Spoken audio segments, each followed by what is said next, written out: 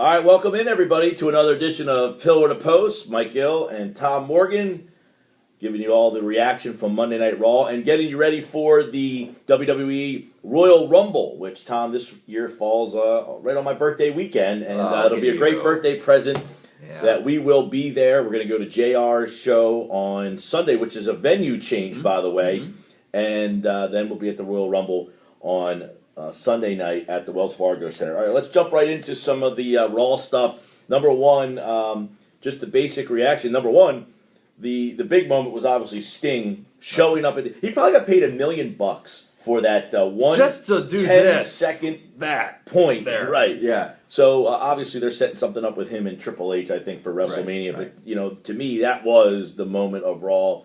There was a lot of things that happened to get to the Royal Rumble because as we're going to break down the matches at the Rumble, there was no matches until the other day, and they didn't really do a great job of telling the story. They're banking on Brock Lesnar and this triple threat match, like they did for SummerSlam. Well, they're banking on that match. They're also banking, obviously, on the 30-man Battle Royal, which obviously is the highlight of the Royal Rumble. I am excited about the WWE title match, but the 30-man Battle Royal match obviously is the highlight. It seemed like there were 5 or 6 matches that randomly were just put together, especially the New Age Outlaws and the Ascension. That's a great example, and we'll get to that coming up in just a few minutes. Before we continue on, I did type out some notes, Mike, for WWE Raw, and I actually typed out 30 pages of notes. I do my homework, and it all came out like this. All wonderful Egyptian code. So, well, that's about what the writers look like on Monday night. Because I was kind of disappointed with the go-home show for one of the big 4 pay-per-views. I mean, Lesnar called out Seth Rollins, so they're obviously... Are they trying to get Paul Heyman? Are they going to eventually move him to Rollins once Brock leaves? Do you think Brock has a chance to lose on Sunday night? Because that's what it seems like they're trying to set that up on Raw, is that they're trying to make you believe that Lesnar could actually lose. Yeah, I think they will. And I think strongly that Seth Rollins will cash in his Money in the Bank contract after a match. Maybe John Cena wins or Brock Lesnar wins. I also believe, and this is just my prediction, it could be where Morgan went wrong bet, I think Paul Heyman's going to turn on Brock Lesnar. He's going to go all Seth Rollins. But that's just my thing. Well, and that could be a way that they write him out, is that Heyman turns on him. But, exactly.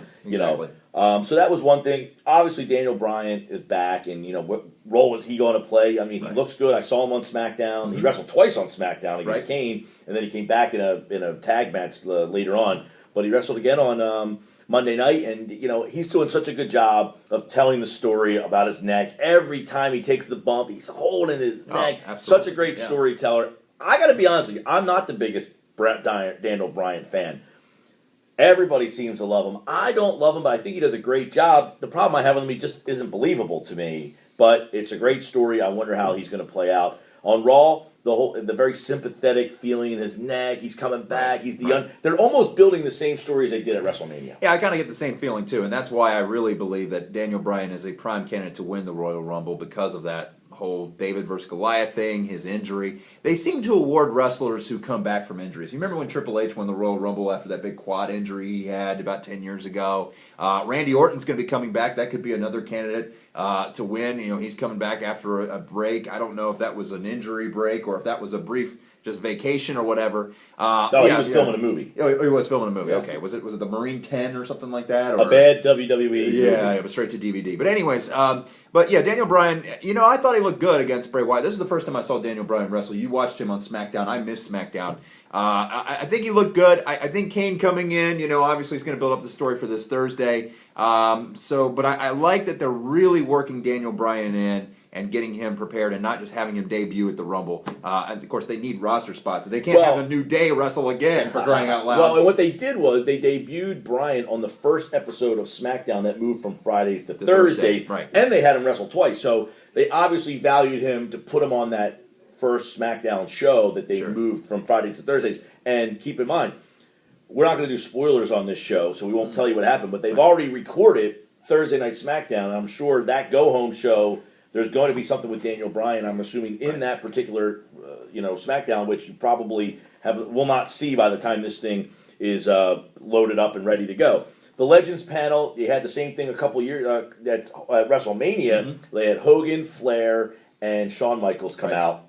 And the three of them kind of, I thought it went a little too long. They're a little one word, no, yes. I thought it's good to see those three guys in the ring together. But then they bring the Big Show out, and they make these guys look like asses, basically. Yeah, they really do, and I hated to see Ric Flair even approach Big Show. I mean, that was pathetic. Terrible. I hated that. I mean, but that's what he does. Right, that's what he does. I mean, if anything, Shawn Michaels is a little bit in shape, just a little bit. Maybe try for a super kick and Big Show blocks it or something. I mean, maybe at least do that. But you have to have that shock factor, the Big Show knocking him out.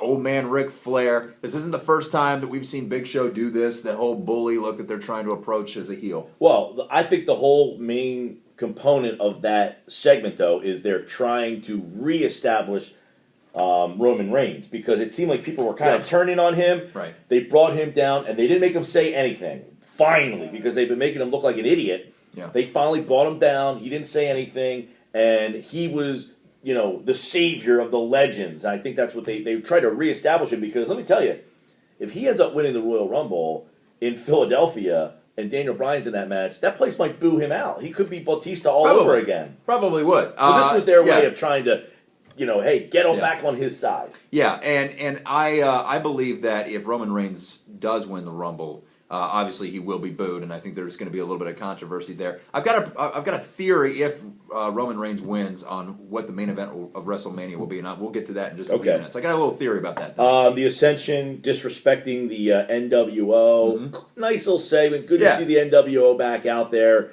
I thought Sandel started it off great with the X-Pac. I mean, that was hilarious. He's doing such a funny job with that character. But I don't like what they did with the Ascension. These are supposed to be the new guys. They've been beating up on everybody. Right. And then they get their butts whipped by a bunch of 50 and 60-year-old men. I mean, it just seemed like, why did you make these guys, power them to show up, and now they're going to wrestle the New Age Outlaws at the Royal Rumble? Come on. And to boot, the Ascension hasn't wrestled anybody that we know of. I mean, really just a pair of They were the NXT guys. champions for like a year. Well, yeah, but I mean, I'm talking about on the main roster. I get it. You want to save them for the Usos, but at least maybe wrestle Goldust and Stardust, for example, or something to that effect. But I just that was my thing, where I was just like, okay, they're in there, and it really was stretched way too long. I mean, they literally were waiting for Ron Simmons. I kept wondering, how long is it going to take for Ron Simmons to get to the ring? Damn, he looks. Well, he had fat. to wait for Bradshaw to take his shirt off. And it just so happens that Bradshaw had the APA shirt on underneath his button-up shirt. Well, that is where that's where the wrestling fans get a bad name, and it's like you try to suspend disbelief, but this all kind of clouds up those. Those segments are the ones where it's like, well, how come he had a T-shirt on under there, and But it was good to see the old guys. It was funny because Scott Hall, Kevin Nash, none of those guys wanted anything to do with doing any moves. In fact, it was really Road Dogg and Billy Gunn, who looked great, by the way. Did. But they're going to wrestle again. I don't like that. All right, the other stuff, John Cena, obviously, against the Authority. Stephanie McMahon is still doing a great job. Mm-hmm. They had this whole storyline where he's trying to get their jobs back. I thought it was okay. They had to figure something out. Right. And then Cena has to wrestle three guys to get the three jobs back, and if he wins, they get their jobs back. If he loses, he's out of the championship match. Well, that wasn't going to happen, so they had to figure out a way, and they bring back Sting, and that leads us up to the Royal Rumble, which we'll get into in a minute. But then the way they got to Sting and the way they did all that, yes, you knew Cena was going to win, but it was kind of cool that Sting had a part of it. I think it was. I didn't think they were going to bring him out on a Raw. No. I thought that his debut on Monday Night Raw would have happened after the Rumble, but I just thought it was so well done. It was the Raw reunion. You had all the superstars and just that nostalgic feeling. But at the end, to have just the picture, we all thought it was just a picture of Sting just to freak him out or something like that. It goes along with my theory. Hello, 1997, 1998 all over again. Sting coming out, when no one expects it. You've got Triple H being the main villain, the bad guy. He's coming after Triple H. He's going to show up at random places. I thought it was just very well done. And I'm interested to see if Sting actually shows up at the Rumble, too, while I'm at it. He's my all-time favorite wrestler. It'd be awesome to see him live in Philadelphia. We're going to be there on your birthday. And so, you never know. But I really thought this was well done, and it's really building up to what could be a great match at WrestleMania. Okay, there's a lot of rumors out there about the Rumble. We'll talk about the matches and some of the stuff that you have here, too. Right. All right, some of the names being thrown around for the Rumble, my cousin texted me last night. He's actually going to be there with us at the Rumble. Right.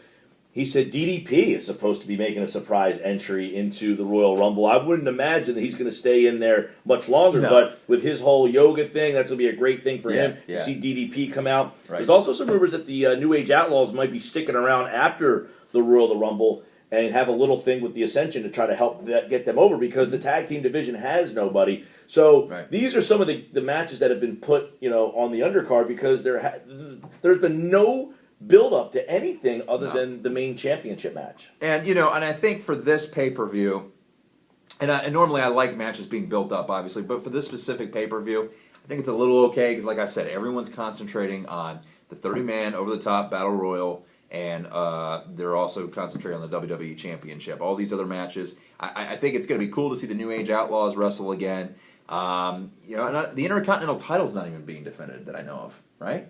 Bad News Barrett's not defending. No, and he just lost to Dean Ambrose on all the other nights. They could be having a match. I don't know. You have the list of matches. I have no idea. The only matches I know of, as of this recording right now, are the Triple Threat, the Battle Royal, Paige and Natalya versus the Bellas, and the New Age Outlaws and the Ascension. That's it. That's the only matches that I know. Is there any ones I'm missing that pop up here? There are a few. And actually the tag titles will be defended. The Miz and Damian Sandow versus Usos. So why don't we do this? We'll go and start with our Royal Rumble predictions. We'll do a little who should win, who will win kind of thing. Okay? So we'll start out with the pre-Rumble match if you want to count that, the elimination tag between Adam Rose, Cesaro, Tyson Kidd versus our favorite stable, the New Day. I think the New Day stinks. It's a terrible idea. It feels like 1980 Saturday morning, and of course, look, we talked about this in the first episode. They have to appeal to kids, teenagers, young adults, old adults. It's hard, so they have to have characters for everybody. I get it. But I can't take these guys serious. They're walking around, and the crowd gives them no reaction at all. None. Meanwhile, Cesaro and Kidd and Roses and whatever. But Cesaro and Kidd are two great wrestlers, so hopefully they go over. They should, and I think they will. I think this is a great opportunity for Tyson Kidd because we haven't seen him a lot, on mainstream TV. We haven't seen him in a lot of pay-per-views. We've seen him on SmackDown. Now he's been on Raw with his wife Natalya. I think this is a great opportunity for Tyson Kidd. Cesaro, on the other hand, he's getting buried. This guy was expected to go for WWE Championship status, main event status.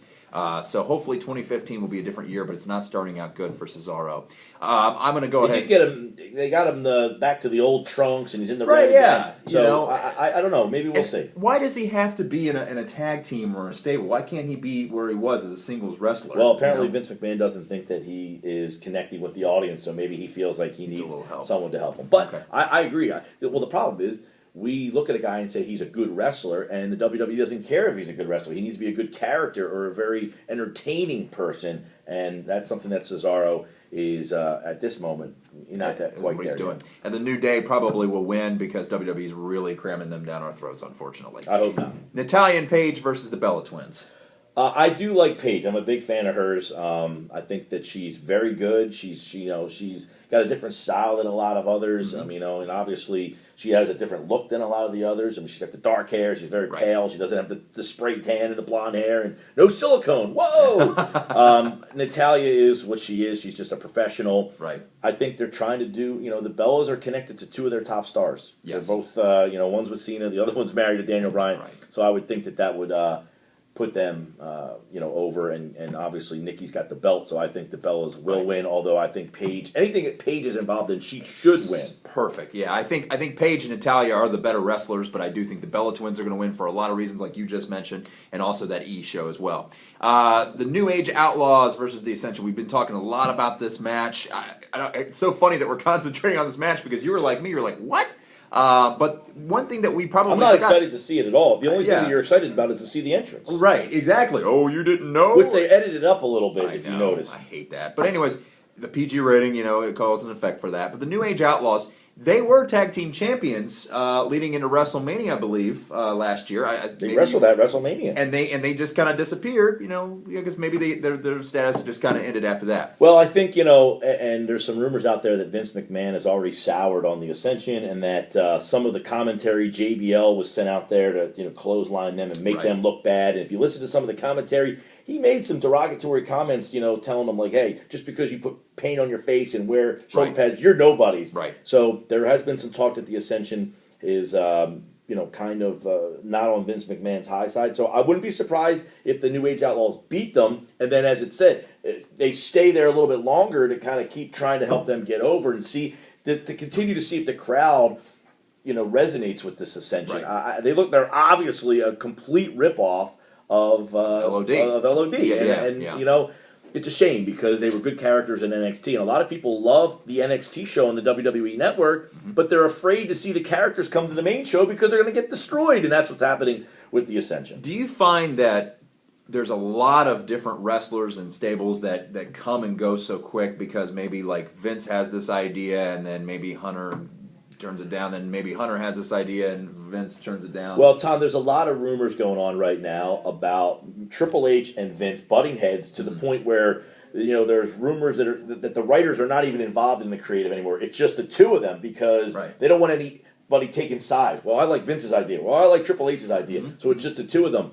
So, yeah, I think Vince is very much involved in picking the characters and figuring out whether they're over or not. And, you go down to the NXT and you got a guy like Sami Zayn. I mean, there's like 2,000 people that fit in that arena. Absolutely. It's packed and it's going crazy every time Zayn comes out.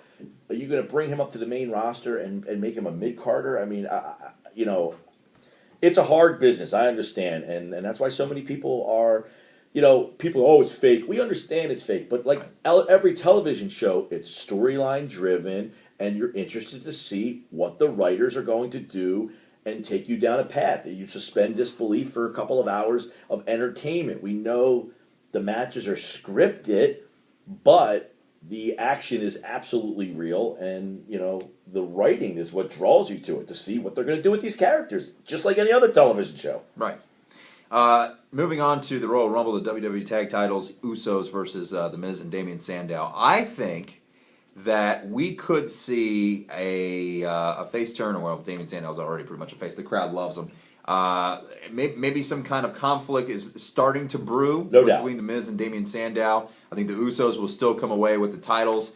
I love watching the Usos wrestle. I don't really like their shtick with the way their entrance is and the pain and their lack of mic skills, but I love watching them wrestle, and I think the Usos will still come away as tag team champions. Yeah, they're popular.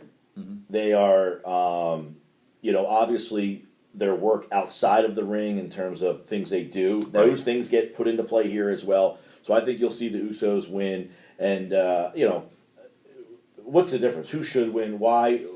Sure. I think you're right, though. I think Mizdow ends up... Something happens between those two that will set up a feud between those two towards WrestleMania. So you'll see Miz against Mizdow at WrestleMania. Right. And the Usos will probably be the next team for the Ascension once that thing's over. So they're setting it up where Miz and Mizdow, that's the setup here at Royal Rumble. Right. You get those two against each other so that they can have a feud leading into WrestleMania. So I think you'll see some sort of screwy thing happen where Miz actually needs Mizdow's help for the first time. Like, he actually needs him, and Mizdow's on the ground, like emulating him, and Miz needs him, and he's not there, and then he's like, what were you doing? I needed you. Right. And it's like, oh, now you need me? Yeah. So I think that's probably the way I have this such a hard happens. time calling him Mizdow, by the way. It's like Damian Sandow is I want to tell you a quick story about the Miz, by the way. Yeah. I'm in Philadelphia at the Holiday Inn, right there in front of the Wells Fargo Center, and I'm eating breakfast, and there's me, my buddy, and a couple of friends that we're all sitting at the table.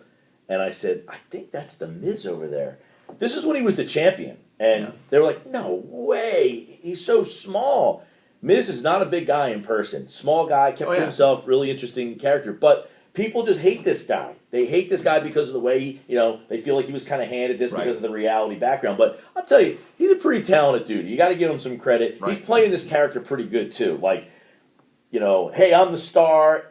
But you're not. He knows, like, they're not cheering for him. They're he's playing it well, I think. Yeah. Well, and as he should. I mean, obviously, he had his moment in the sun at WrestleMania as a WWE champion, and he wasn't paying off. So obviously, he has to go on with that attitude. Yeah. All right, so this one is probably going to take an hour to debate about and wondering what the hell that we're going to do here.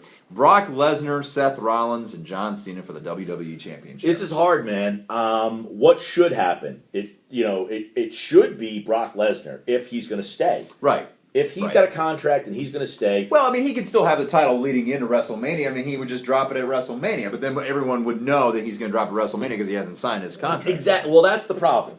If you know if the rumors start flying that he's leaving after WrestleMania, you don't want to go into WrestleMania knowing your champion's losing. Right. So do you lose the belt now? I wouldn't be surprised, and I think we talked a little bit about this last time. You might even brought this up. Yeah. And that he wins the match, but is so incapacitated when it's done, and Rollins cashes in. I just got that ends feeling. up with the belt because they got to get that belt off of him if they want to have credibility, and they got to get that belt off of him before they go to WrestleMania. If he's not going to be able to keep that belt, what should happen is Brock Lesnar should win. I mean, he's the ass kicker. He's the badass. He's the guy. What will happen? I think you're going to see John Cena walk out of that place, and mayhem is going to happen. I think John Cena is going to end up winning that belt. It'll be the 16th time he will tie the record, of Ric Flair, and that will be that. I think he's going to win it. What do you think about John Cena winning the title and then Seth Rollins cashing it in? I can see that happening too, because then the build-up for WrestleMania will be Cena's going to break the record. Yeah. So Cena could win it, be the 16-time champion. Right. Then the build-up will be Rollins versus Cena. Cena's going to be the all-time most reigns. Right. That's probably the way that. I mean, that's a good point by you. Yeah. I mean, I could definitely see that. Because he's got to get rid of that briefcase before WrestleMania. That's the idea behind saying it's a contract. I mean, you're guaranteed a WWE title shot whenever you want it, but you have to cash it in before WrestleMania. So the time is good. And I just found time is now. Time is now, and I found it really funny that they added him into this match, and yet he still hasn't cashed it in. I just think there's something that's going to happen at the Rumble. So I'm gonna go ahead and say, and I hate to say this, Seth Rollins wins the WWE Championship, cashes it in by either John Cena or Brock Lesnar retaining. But if Daniel Bryan, but see, that all connects to the Rumble match. I think the most likely scenario is we've combined our scenarios now. Cena beats Lesnar. Right. They're both so incapacitated that they can't do anything. Right. That is the 16th time Cena is the champion. They cash in right there, and Rollins walks out of Royal Rumble. That sets up Cena, Rollins, and you can even keep Lesnar involved now. Right. Because he doesn't have the belt, even if his contract's coming up, you can still keep his name, and you have a triple threat rematch, and Cena wins at WrestleMania, and he's the 17-time champion, which is most of all time. But how about this? There was another angle here. Rumor has it that at WrestleMania, we were talking about Rusev versus John Cena. What if Rusev comes in and then somehow he would be the winner of the John Royal Cena, Rumble? Because keep in mind, yeah, the winner of that Royal Rumble match is in the main event. Exactly. So it all boils down to the Rumble match. And I still think Rusev will probably interfere in the match. But I think in the actual Rumble match, originally we were saying Roman Reigns was the guy. I still think Roman Reigns isn't ready yet. But let's say if Roman Reigns does win the Rumble somehow. Maybe he goes against a Seth Rollins. Maybe even there's a controversy between Rollins and Dean Ambrose at the end of the Royal Rumble. Then they give Dean Ambrose a title shot. Dean Ambrose, Roman Reigns, and Seth Rollins for the WWE Championship at WrestleMania. Now, I know I'm thinking way outside the box here. But who's Cena wrestling? Cena would probably wrestle Rusev. You'd have like an angle with him. Then you'd have Brock Lesnar. Now, Brock Lesnar Who's winning the Rumble?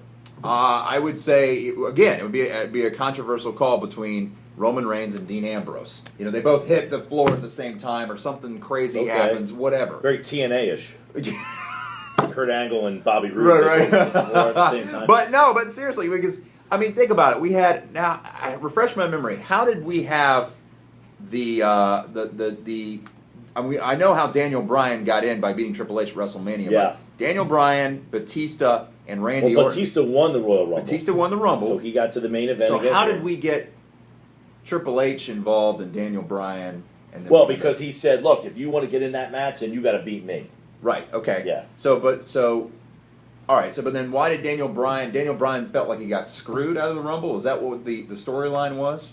And it says, well, if you want to get in the match, you got to beat me. Or is that how it worked? I think the crowd reaction was so against Bautista that the WWE realized they needed to do something. Okay. So they created this whirlwind of a change to get him in that match somehow. I think the most likely scenario is the one we painted out. Cena beats Lesnar to win the championship. Rollins cashes in and walks out champion. Yes. Cena, Rollins at WrestleMania. The winner of the Rumble either is entered into that as a three-way, which I can't imagine that WrestleMania is going to have a three-way as the thing. For 2 straight years. Right. Or that person wrestles against Lesnar in the main event, and the winner of that is guaranteed to fight the winner of Cena Rollins at SummerSlam. Right.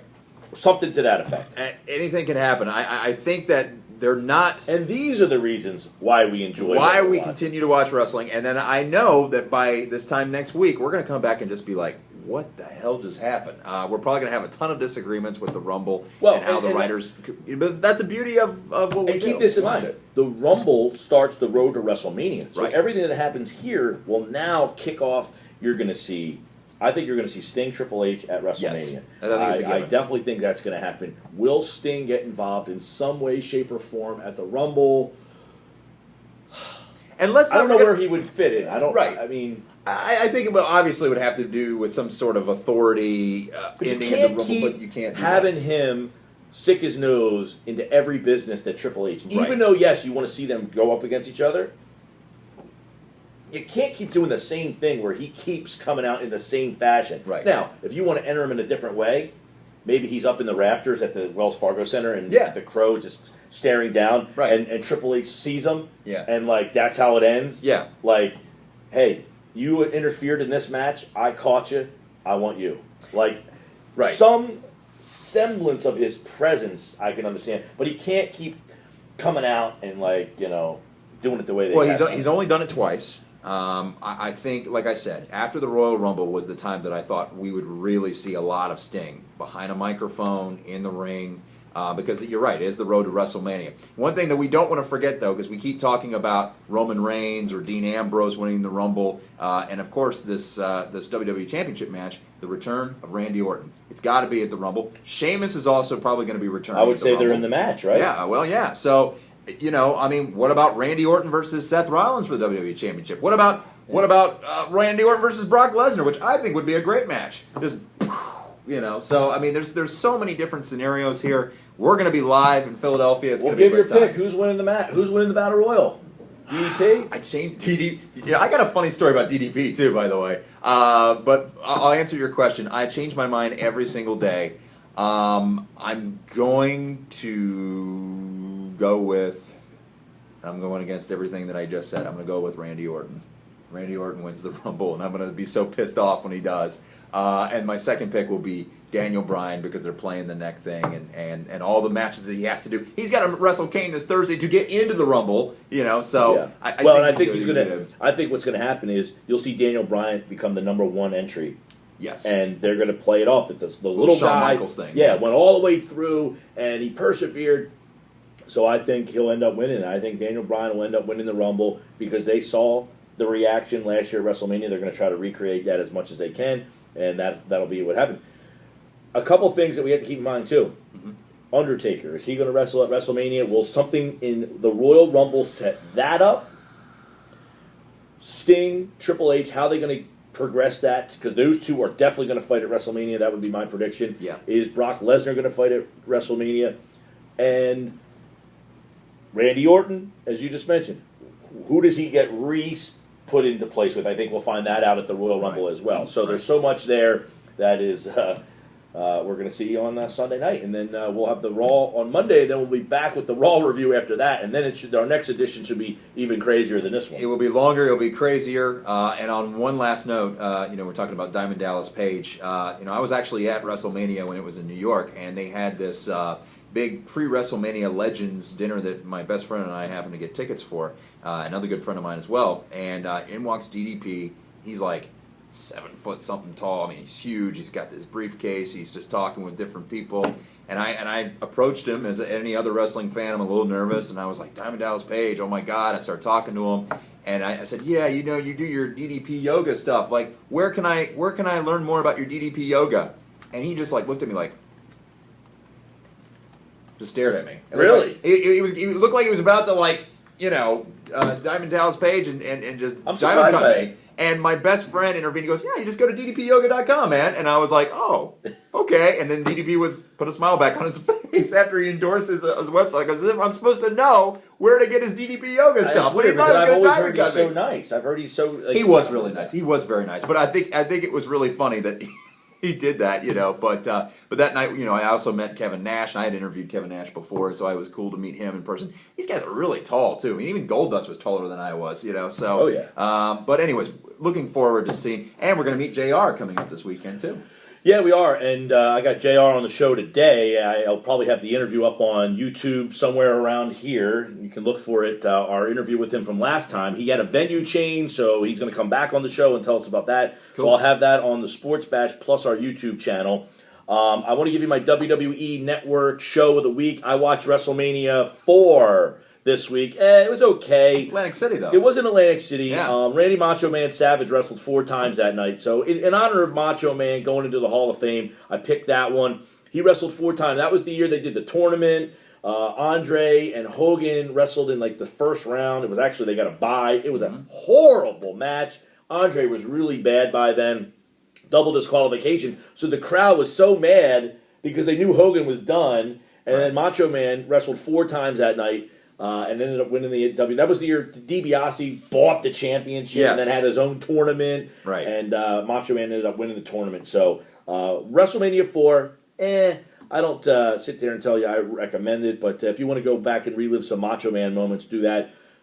Also, Monday Night Wars, it's the last one is up now, so you can start from the beginning all the way through if you haven't watched it. Unbelievable documentary. Highly suggest that. So go check them out. And I'm waiting for them to put up a new rivalries. The last one they put up was Edge and the Hardy Boys. Right. And those documentaries have been fantastic too, but they don't put them out enough. They need more. And you can get the WWE Network for... It's $9.99, but I'll tell you this, it's worth every penny. It really is. It really is. And in the WWE, yes, they gave us tickets. We're going for free, but they certainly didn't tell us to shell out $9.99 information. But I will say this, it's worth every penny. I watch it all the time, and I'm looking forward to the Rumble. I'm looking forward to meeting JR, and I'm looking forward to Monday night to see what happens here, because now the football season's over. They're the only game in town. Just make sure you make JR go, my God, and then also talk about his barbecue. That's very important. So yeah, and we're going to get free barbecue because we're going to do the VIP. My God. Yeah, the life of Mike Gill. We're going to be at the VIP the thing on Sunday, so that's my birthday present. All right, everybody. That is our Royal Rumble predictions there, and our look at Raw. Another edition of Pillar to Post in the books. We usually tape on Tuesdays, drop on Wednesdays. Got a little late start this week, and we'll have this hopefully back on Tuesday next week for you guys. All right. So for Tom Morgan, Sojo1049. You have your own Twitter handle, or you just use the station? At Tom Morgan 1049. Feel free to follow me. Hashtag blah blah blah blah. All right, and I'm at Mike Gill Show and at 973 ESPN. We'll be back with Pillar to Post next week here on the 97.3 ESPN YouTube channel. 720.